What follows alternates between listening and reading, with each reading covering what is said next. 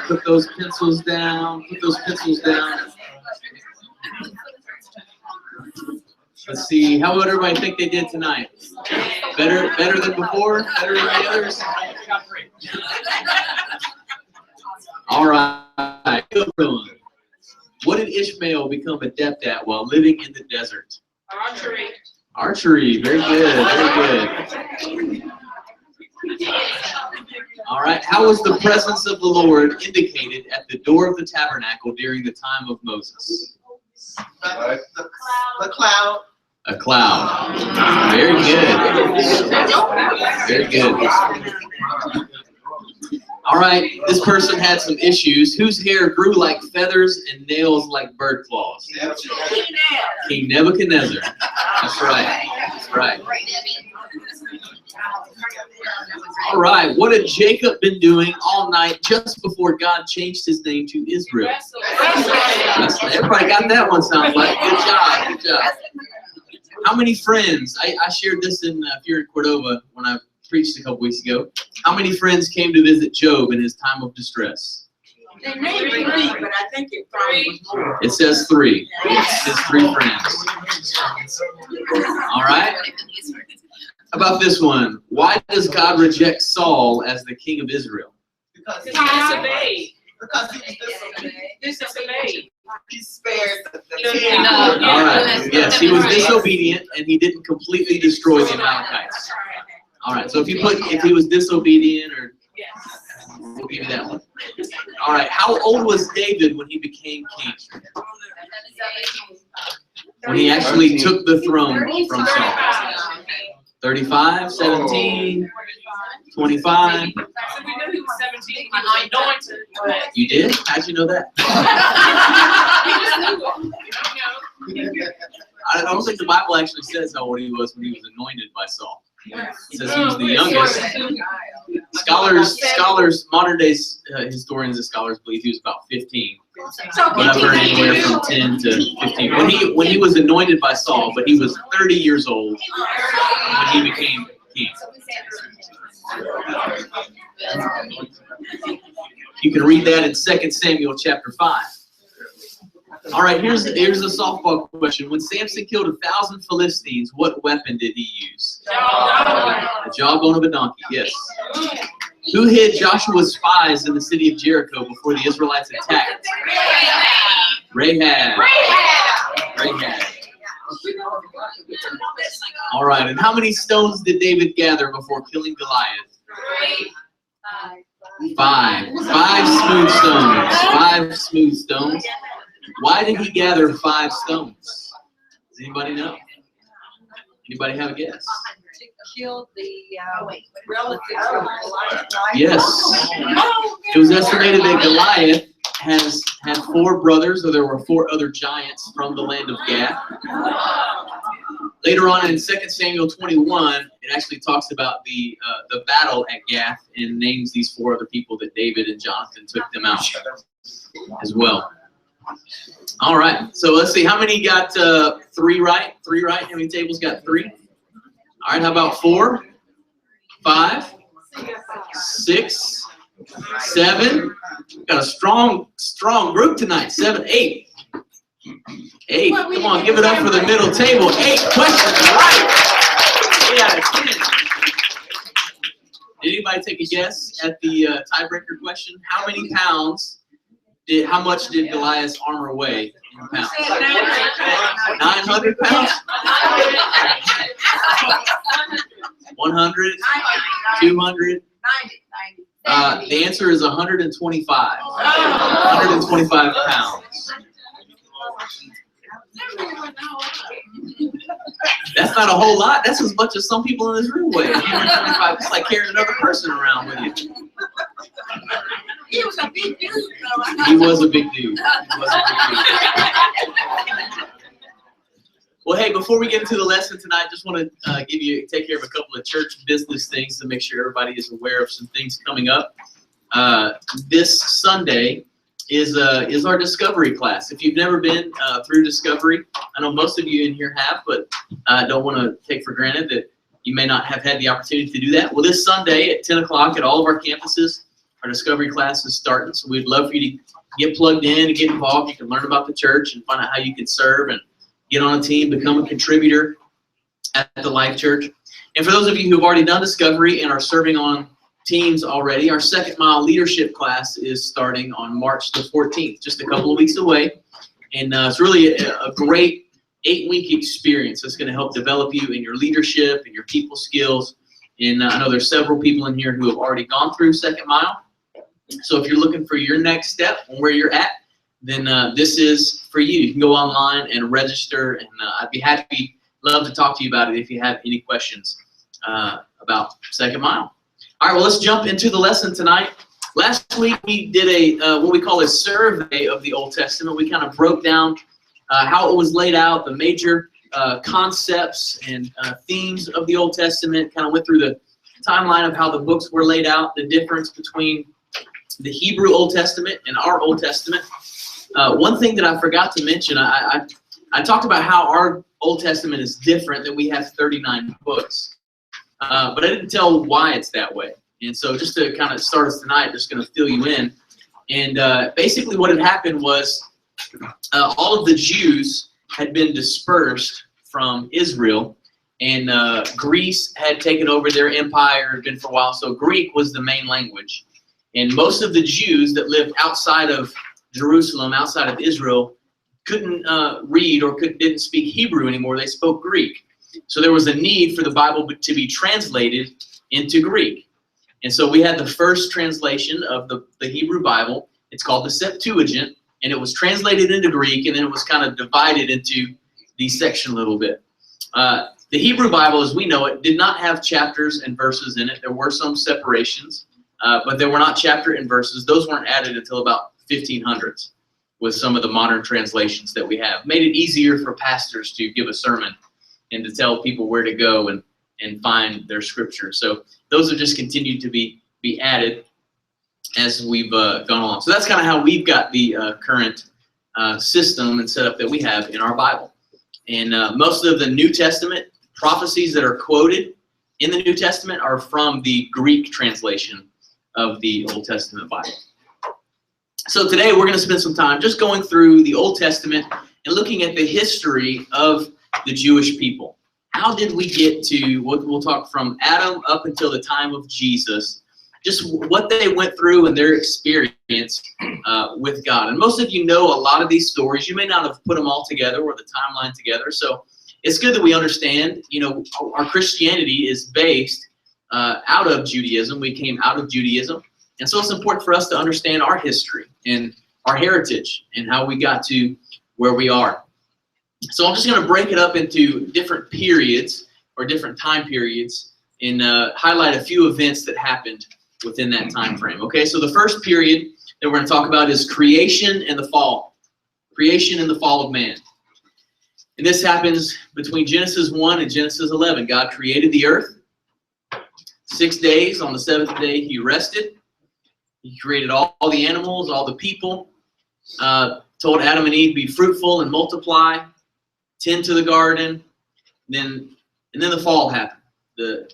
Satan came in, tempted Adam and Eve. They ate of the tree, and sin entered into the world. God pronounced the curse on the man, the woman, and the serpent. He also declared that this is really where we see the first declaration that a Messiah would someday come, so that he would crush the head of the serpent. So that entered into what we call the age of conscience. Okay, so men and women, they had knowledge, right? It was the knowledge of good and evil. So men and women had their conscience that was their guide.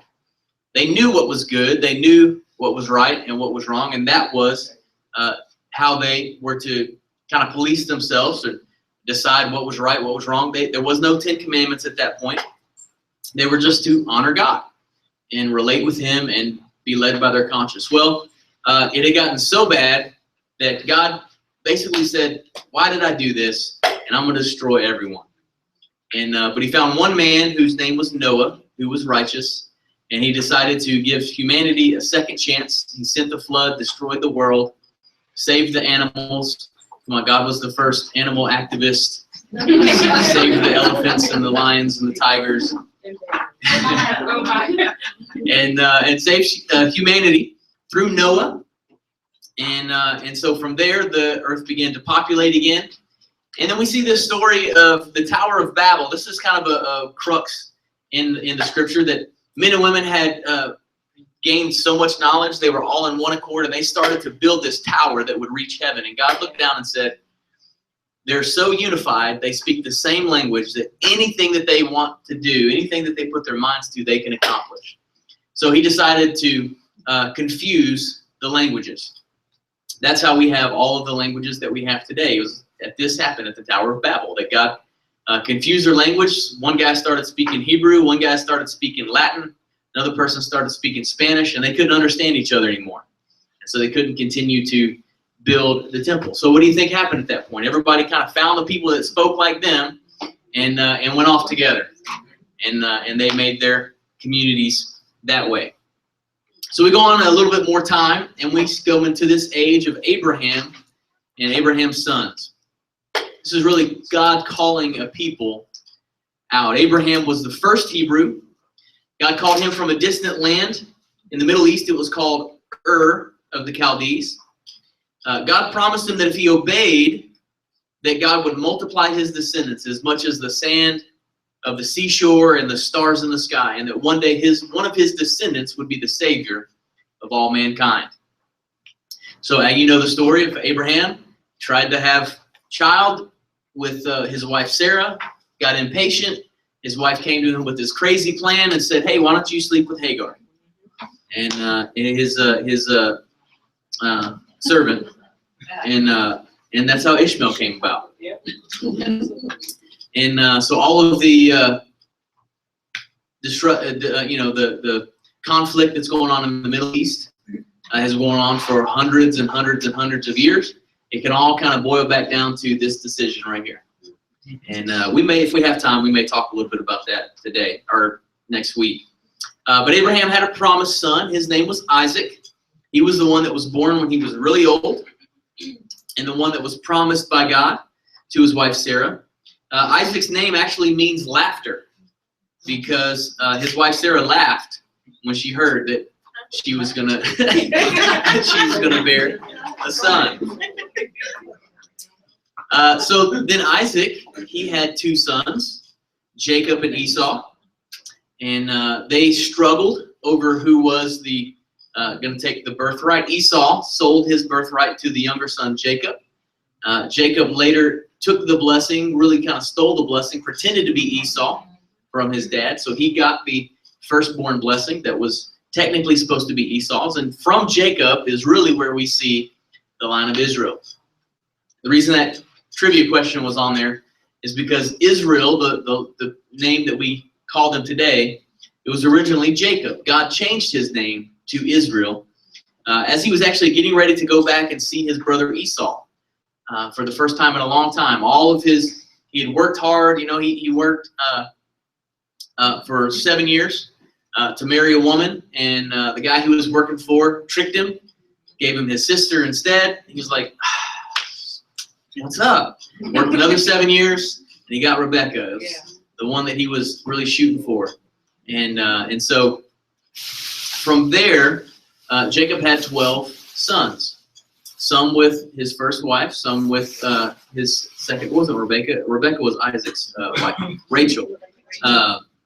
So some with his first wife, some with Rachel. And those 12 sons became the 12 tribes that we know, the 12 tribes of Israel. So here, the 12 sons of Jacob were all listed by name. Now, if you look at the tribes of Israel, there's a couple of people in here that are missing. So the 12 sons are Reuben, Simeon, Levi, Judah, Dan, Naphtali, Gad, Asher, Issachar, Zebulun, Joseph, and Benjamin. Okay, so how do we get the 12 tribes of Israel? Well, there was at one point that the tribe of Levi were selected to take, they were the priestly, the priests came from the tribe of Levi, and they were the ones that took care of all the temple. So they didn't actually get an inheritance in the land. They're still a tribe, they're one of the sons. So we got to take Levi out. Okay, because they didn't get an inheritance. And then you have Joseph here. Joseph actually had two sons, Ephraim and Manasseh. And Joseph ends up becoming a patriarch, so to speak. And there was a time where his father, Jacob's father, Isaac, blessed his two sons. So Joseph essentially got a double portion of blessing. And so his two sons ended up replacing Levi and Joseph. So Ephraim and Manasseh became the next two tribes. So Joseph is not considered one of the tribes. His two sons are considered the tribes. Now, wait a minute. There's 12 tribes, but we're forgetting the tribe of Levi, right? So technically, there's really 13 tribes. They just don't, the tribe of Levi just doesn't really get an inheritance like the others do. They don't have land that was promised to them. All right, so that's how the 12 tribes of Israel were established. So Joseph was a key figure because, he was the beloved of Jacob. He was the one that all the other kids didn't like. They sold him into slavery, went into Potiphar's house. The wife accused him, went to jail, took over the jail, eventually became second in command to Pharaoh. So Joseph, in all his wisdom, was able to interpret dreams and able to tell Pharaoh, hey, there's a drought that's coming. We need to save up and store up so that when it comes, we'll actually be able to feed and take care of all of our people, but also everyone else will come to us. So as Joseph is in this high position, all of his brothers come to him. Now remember, at this time, you have Abraham, Isaac, Jacob, Joseph. So we're just in the fourth generation. There's not a whole lot of Israelites at this point. So the drought comes, and the Israelites, they are technically living in the land of Egypt at this point. And so they come to Joseph, and they buy grain from him, and they say he saves them, and they live happily for a while, as long as Joseph is alive. And they keep having babies, and they keep growing and get more numerous and more numerous. And eventually Joseph died. And eventually the Pharaoh that knew Joseph, he also died. And the new guy that took over didn't really know Joseph. And he started to get scared because of how much the Israelite population had grown, how many people there were. And so it was really at this point that the Israelites began to be persecuted and actually taken into slavery in Egypt. So they weren't slaves the entire time that they were in Egypt. They were in a land that wasn't their own, but they weren't slaves the entire time. So they're in slavery, and then we know the story. Moses, a little baby that was born, the Pharaoh starts to say, because the Israelites are getting to be so huge, he says, I want every firstborn, every child that's born a male, just kill them. And he declared that edict, and one of the Pharaoh's midwives, Moses was born, and they put him in the basket. And not Pharaoh's midwives, one of the what are they called? The what? Yeah, it was a midwife. It was a midwife. Yeah.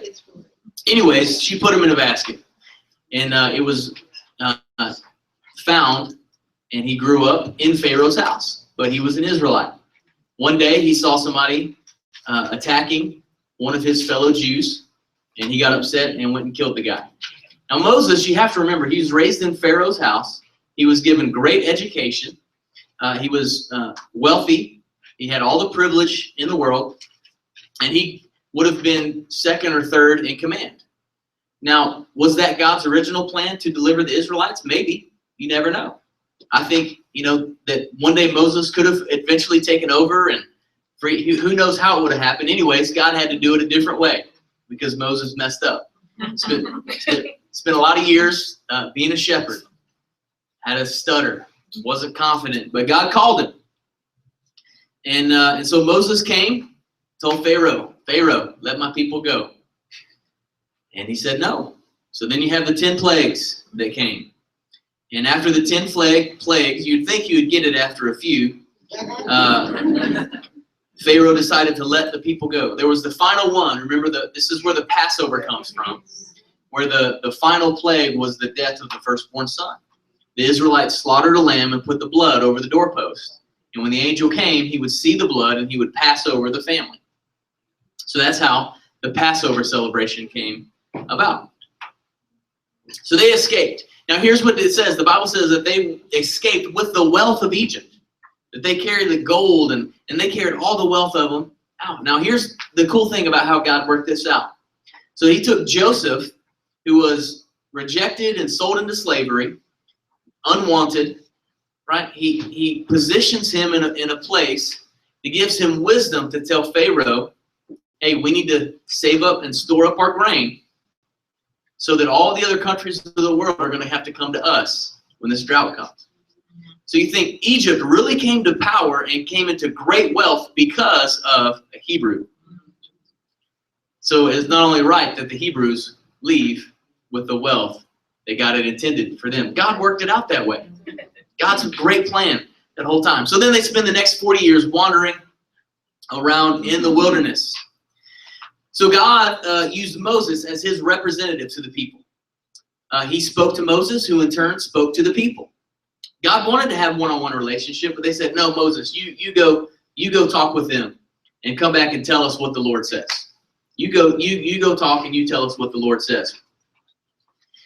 So while they were in the wilderness, they were supplied with manna and with quail. God took care of everything that they had. There weren't any sick among them. Their shoes didn't wear out. Their clothes didn't wear out this whole time. Moses goes up to the Mount Sinai, and God's speaking to him, and there's lightning and thunder. And people are getting scared. And he's been up there a long time, and they finally get restless, and they build a golden calf. Moses comes down from the mountain, and he sees them worshiping this idol, the same God that led them by a pillar of fire, the same God that they saw part the Red Sea, the same God that provided manna every single day for just what they needed, quail. They said they stopped worshiping him. They saw the miracles that God did, and yet they turned away from him. And so Moses, it's pretty. Did I share about the Pentecost, the day of Pentecost last week, and the similarities? So the giving of the Ten Commandments was the Pentecost. It was 50 days after the Passover, after they had escaped. It was 50 days. So Moses comes down and gets mad, and basically the Levite tribe are the ones that say, yes, we're with you. We're on your side, Moses. And that's how they became the ones that were blessed with the priesthood. So on the mountain, God gave him all the law, the instructions for how to build the tabernacle, which was the tent that God's presence would dwell in throughout their journeys until they entered the promised land. But for 40 years, they wandered in the wilderness when they didn't believe the promises of God. They actually wanted to go back into slavery. They wanted to go back into Egypt. They said, Moses, it's better for us to be a slave. Eating garlic. Do what? Eating garlic. Yeah. They said, it was this lack of faith that caused them to wander for 40 years. The entire generation, except for two men, Joshua and Caleb. When they sent 12 spies across into the land of Canaan to spy it out, they came back, and the 10 spies were like, no, there's giants in the land. They're too big. And Joshua and Caleb were like, there's giant grapes in the land. Let's go take it. God's on our side. Don't give up. That's right. And everybody else was like, no, we're like grasshoppers. Yeah. And so the whole 10 men influenced the entire nation, that they didn't get to inherit the promise that God had planned for them. So that whole generation died. Moses passed away, and the leadership passed on to Joshua. Okay, and it was here where Joshua began to lead the Hebrew children into the promised land. And it was this preparation time where we see Deuteronomy is given. It's this kind of the second revision of the law. It was the establishing of the covenant again. It's basically a recital of the original law. So let me just give you this picture here of the Old Testament world. And this is kind of how things happen. Different empires and different main powers. So Egypt here, this is where the main part of Egypt up here is where the Israelites would have gone. They probably would have crossed the Red Sea in one of these smaller portions here, traveled down to Mount Sinai, which is where the Ten Commandments was given to them. From there, they traveled up over here to the Arabian desert. They wandered around up here for years and years and years. And then finally, they came to the land of Canaan. On this side, the Jordan River, you can't really see it here, but the Jordan River runs all the way, it kind of borders the land of Israel. So this is the land of Canaan. This is the land that was promised to the Israelite people. That's the land that Joshua helped them to take. So the next period we see is actually them going in and taking the promised land. This was Joshua and the conquest period. And this happens from Joshua chapter 1. You can read the whole chapter of Joshua. So Moses died. There's a period when Moses gave his final speech to the Hebrews regarding all the promises of God. He reminded them that if they would obey God, that they would be blessed. But if they disobeyed, they would be cursed and scattered throughout the earth. And a sword of persecution would follow them wherever they went.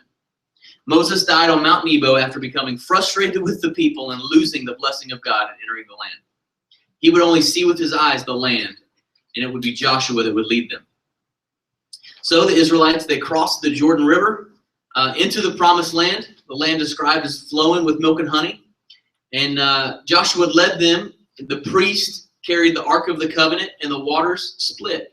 So again, we see that God parted the waters for the Israelites to cross into the land. So Joshua set up a memorial to remember that great event. The first place that they came to was, anybody know the first city that they took?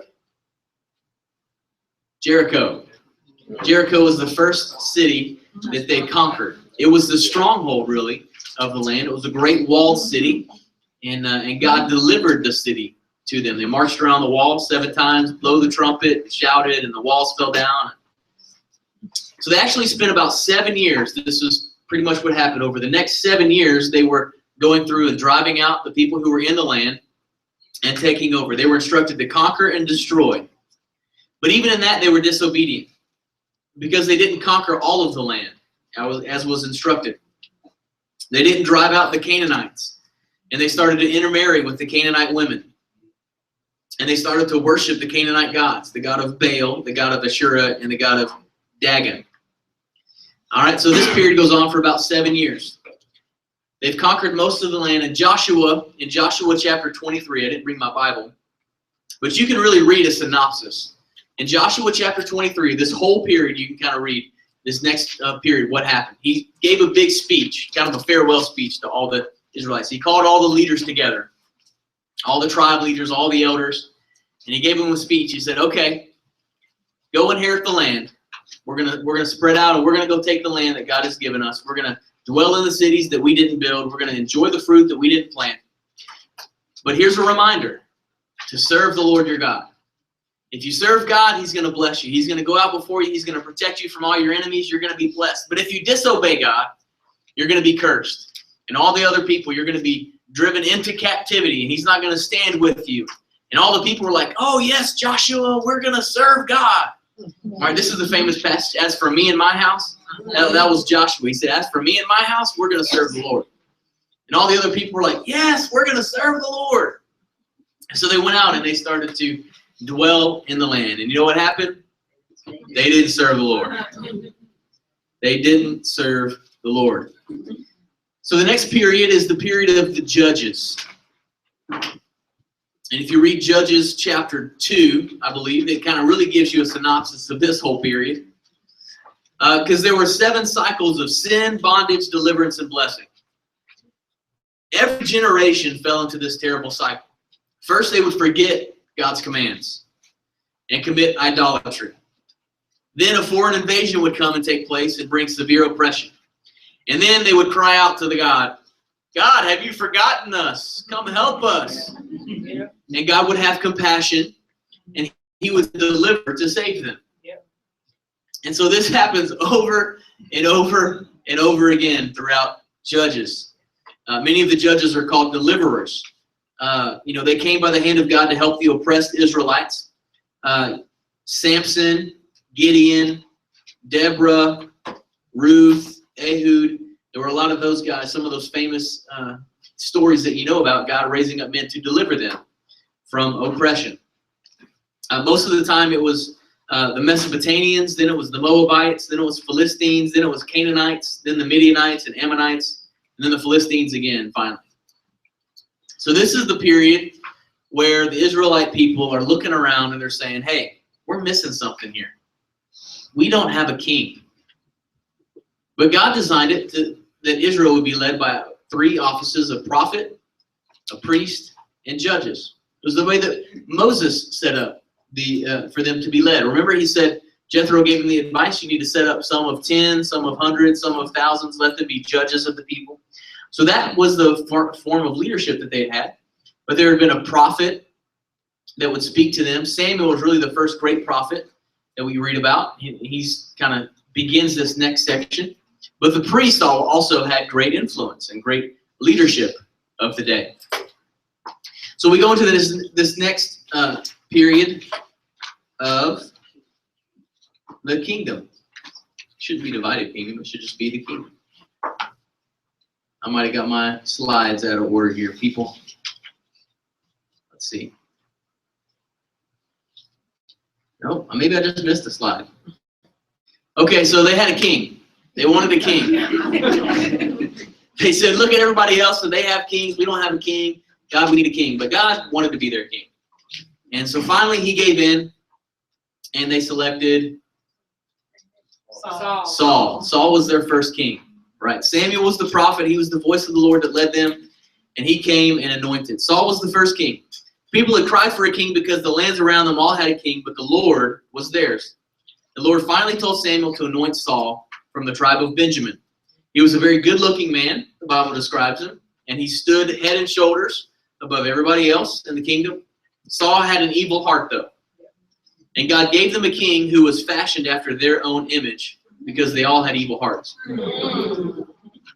Saul spent most of his life hunting down David so that he could destroy him, because he knew that David was the Lord's anointed. And God told him, he said, look, okay, if you want a king, here's what he's going to do. He's going to take your young men and make them fight. He's going to take all your horses. He's going to take everything that you own. And they say, yeah, that's what we want. And so God said, okay, you want it, you got it. Do what? Yes. All right. So then, Saul disobeys the Lord. The anointing lifts from Saul, but he's still king. So Samuel goes to find the Lord's anointed one, the one with a pure heart, man after God's own heart, and he comes to Jesse. Jesse's a man who has several sons, and he goes through all of the sons. Nope, not him. Nope, not him. Are you sure this is everybody? And David was out in the field tending the sheep. He said, well, okay, I've got one more. He's the youngest one, but I'm pretty sure he's not the one you want. And when he comes, Samuel says, yes, he's the one. And he anoints him as king. But it wasn't until, 15, 20 years later that actually David took on the throne. He actually went into the service of King Saul. Not before, it was after he had defeated Goliath. He had done some great works. And so David defeated him with a sling and a stone. But David spent much of his life running from Saul. And finally, when King Saul died, 7 years later, the tribes crowned David as king. David was a warrior king. Because of that, he was not allowed to build the temple. God said, you're a man of blood. We need a man of peace to build the temple. But he had such a heart to do so, such a heart to build it. He got all the funds and laid up all the treasures so that he could pass it on to his son Solomon. So Solomon becomes king. He was the son of David. He built the temple, the great temple. No longer a temporary place for God to dwell, but a permanent place. And during a dream for Solomon, anything he wished for. And what did Solomon wish for? Wisdom. He asked for wisdom to lead God's people. And because of this, God gave him great power and wealth. And his fame was known throughout the whole world. However, Solomon wasn't without mistakes. He started to marry the daughters of foreign kings. 700 of them. Ooh. Yeah. So that's why he was a man of peace, because he had treaties with all of these nations, all of these people, because he was intertwined in marriage with them. But not only that, Solomon started to actually build altars to their gods. The wives that he had taken, the other people, he started to neglect Yahweh and started to build altars for these other gods. In fact, on the Mount of Olives, there were some altars built for other gods, just not far from the temple. On the mountain, the hill across from the temple, there were altars up for other gods. So now we have a period where the kingdom starts to divide. Solomon had a couple of sons. They both said, I'm going to be king. All right, one was named Rehoboam, one was named Jeroboam.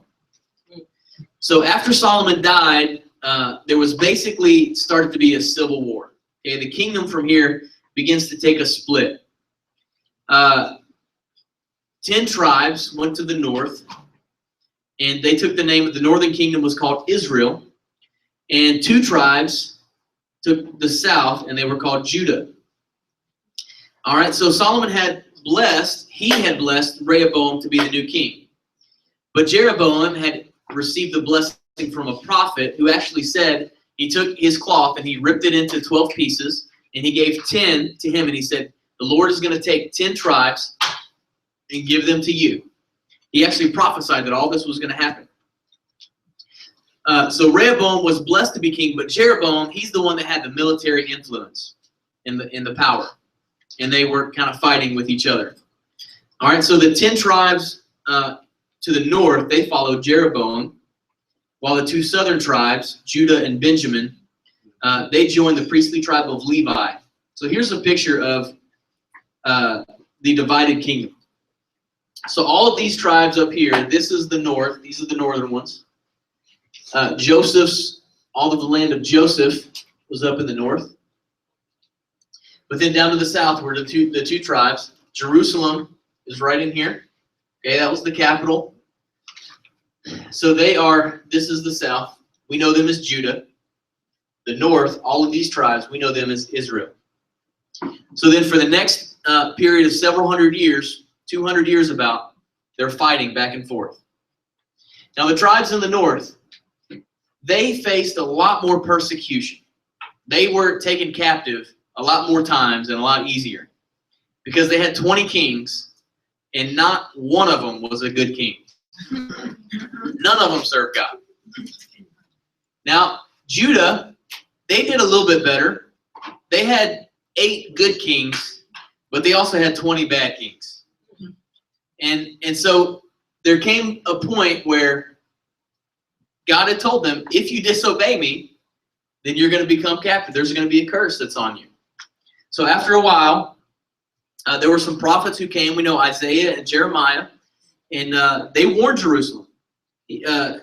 Isaiah warned Jerusalem and her kings about the idolatry and their foreign allegiances. He spoke about the captivity that would come in the north and in the south. Isaiah is one of the great prophets, and he spoke more about the Messiah than any other book in the Old Testament. Jeremiah lived during that time that the Babylonians were coming to power, around 620 BC. So the Babylonians first came in and took over the kingdom in the north. And so Jeremiah spoke against Judah and all the cities because of their idolatry. And he prophesied that Jerusalem would eventually be destroyed and their temple would be plundered by the Babylonians. And he said that the Jews would be taken away from their land to the land of Babylon, the land of idolatry, for 70 years, and then they would return. He also spoke about the new covenant in chapter 31. It was pretty neat. You can read. So all of this comes true.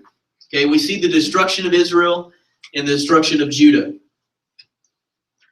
All of these prophets that appeared during these times of the kings, they were bringing the message to a rebellious people that had forsaken God.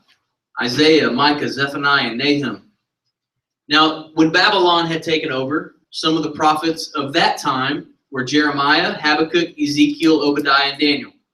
Daniel actually served in the kingdom of, or served in the palace of Nebuchadnezzar, interpreted some dreams. All right, the last of the prophets were the Persian period, and they were Haggai, Zechariah, and Malachi. Okay, so the fall of Israel happened about 722 BC, and it happened because they were all wicked.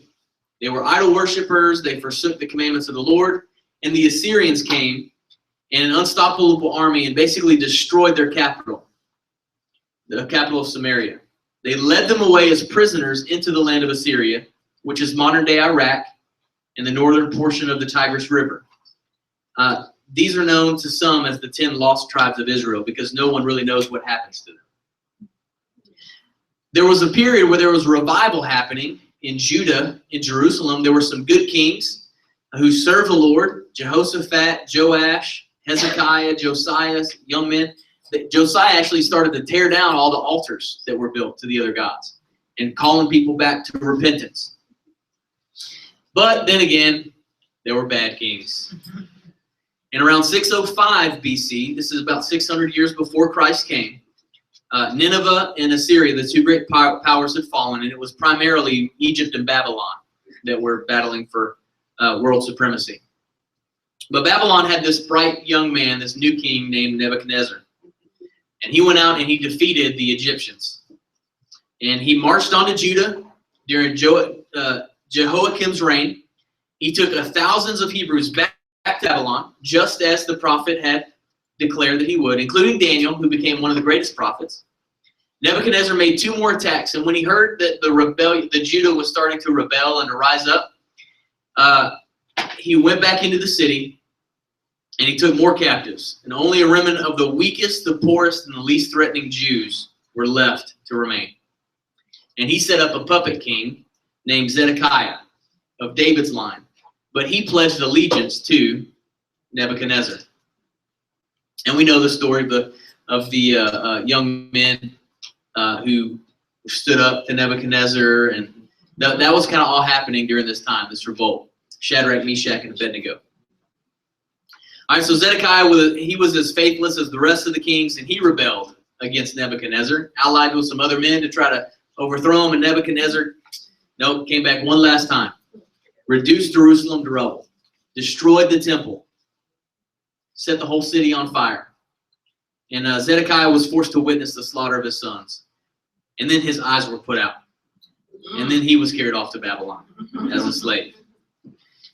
And from that point, the kingdom was over. There's never been another kingdom in Jerusalem since that time. So 70 years goes on, and eventually another king comes to power. His name was Cyrus. And so if I go back, let me go back up to, let's see how I can, here we go. All right, so you have Babylon that really kind of took over this area, right, a little more to the north. And then the king of Persia was the next great empire that would come. And Persia came in and they took over the world. So Babylon is right here. So this was all like the area of Babylon. They eventually took over here, but then Persia came and took over all of that as well. So King Cyrus, he had a different philosophy.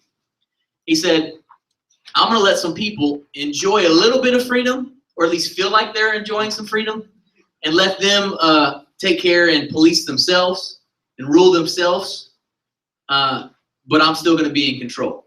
So the Jews started to experience a little bit of time of freedom. He allowed them to, all the Jews that were taken into captivity, they came back to Jerusalem, started to rebuild the temple, rebuild the wall. This is the time of Nehemiah. You know the story of Nehemiah coming to rebuild the wall? Okay, so this is all happening while the Persian Empire is going on, and Cyrus is the king. And basically, they pay taxes to Persia. Okay, so there was a king named, or not a king, but a prophet, Zerubbabel. And he was the royal blood from the house of David. And they came back, him and Ezra and Nehemiah, and they found Jerusalem in ruins with a mixed breed of corrupt Jews. In the New Testament, they're known as the Samaritans. But in spite of this, they laid the foundations for a new temple and built an altar to the Lord. They finished the work about 516 BC, exactly 70 years after they were taken captive, just as Jeremiah predicted. Later, more Jews returned with a man named Ezra, a priest, and a scribe. Shortly after this, Nehemiah obtained permission to rebuild the walls of Jerusalem, which miraculously happened in 52 days. They rebuilt the entire wall of Jerusalem in 52 days. So the second temple, the temple that Zerubbabel helped rebuild, was called the Second Temple. And it was nothing to the size and the scope and the grandeur of Solomon's temple. Herod would again take that on when he kind of came into power and rebuilt the temple and made it. It was one of his great achievements, his great building achievements. So there were really three temples. So this is kind of where we come to a close. The final prophets in the close of the Old Testament. Let me go back to this last slide. Okay, so the return, if you want to take these little notes down. Persia conquers Babylon. Zerubbabel rebuilds the temple. Nehemiah helps rebuild the city and the walls. Then you have the final prophets. Malachi, he warned about Israel returning from their to their Lord. Ezra and Nehemiah canonized the books of the Old Testament. They said, they got all the books back, started to get that in recirculation, and they were read aloud to the people that day. That's kind of how the teaching started in the synagogues, is that the readings of the word would happen. Because you got to remember, all these people had gone away. They were in captivity. They didn't have the Bibles. They didn't have all their scrolls. And so it's kind of the reteaching of the Jewish customs and their history and the law and all of that. And so this is all during that period.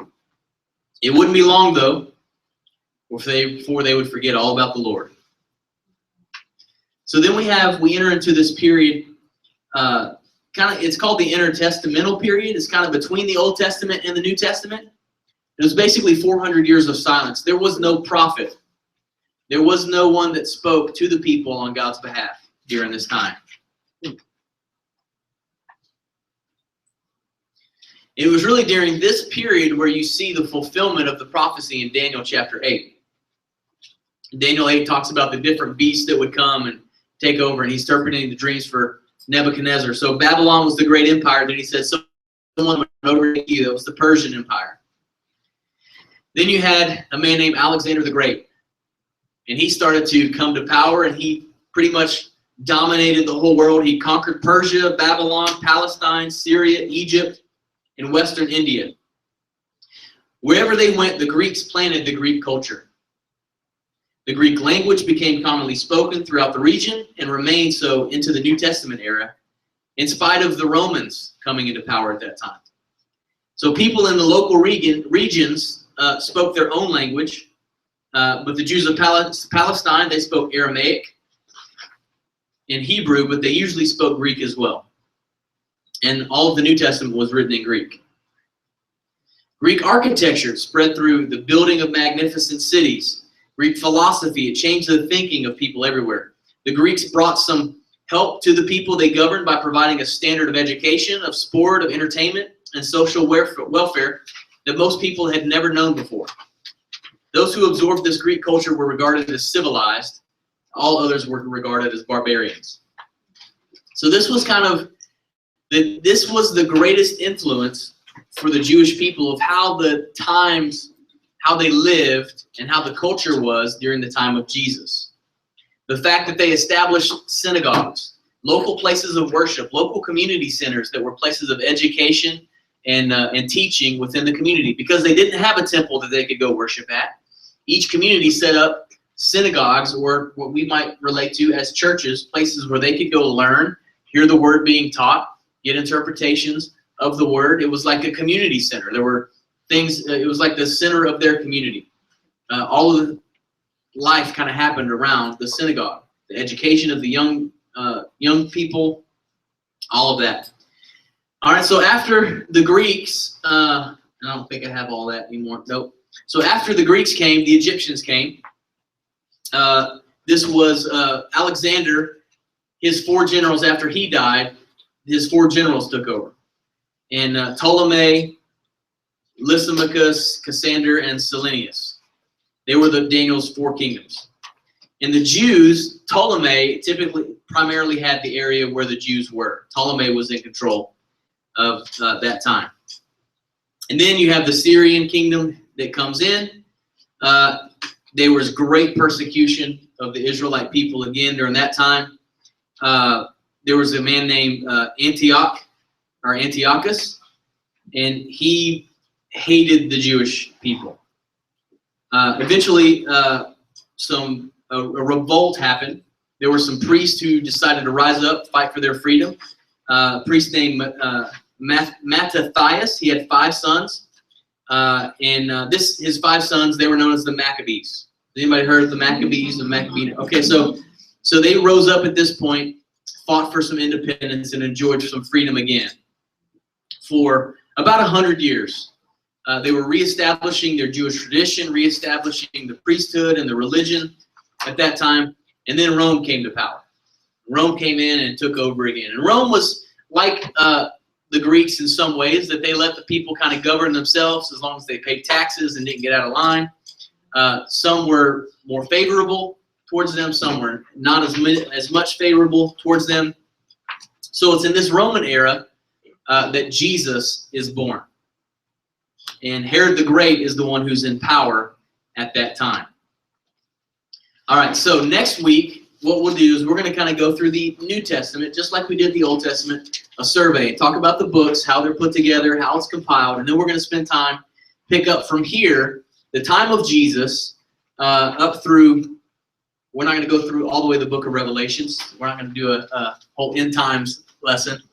But we'll do a history of the New Testament, the apostles, how the gospel began to spread, and maybe even some history of where we got to today. And I'll share a little bit about the culture that Jesus lived in, the people. There were the religious sects. When he was teaching, who was he talking to? What were the mindsets? We've got Baptist, Presbyterian, non-denominational, Catholic. And so just like we've got different denominations, there were different sects of religious people during that time that he had to deal with that had different beliefs and different sets of systems.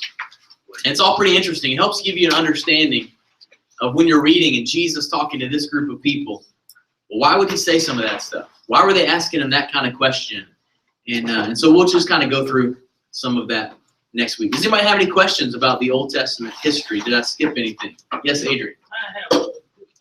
Did Alexander the Great have any kids? Did Alexander the Great have any kids? I don't know. That's a good question. That's a history question. It's not necessarily a Bible history question. I don't know, but he had 4 generals that took over, so it wasn't his kids that took over when he passed away. Anybody else? Any other questions? All right. Well, hey, is there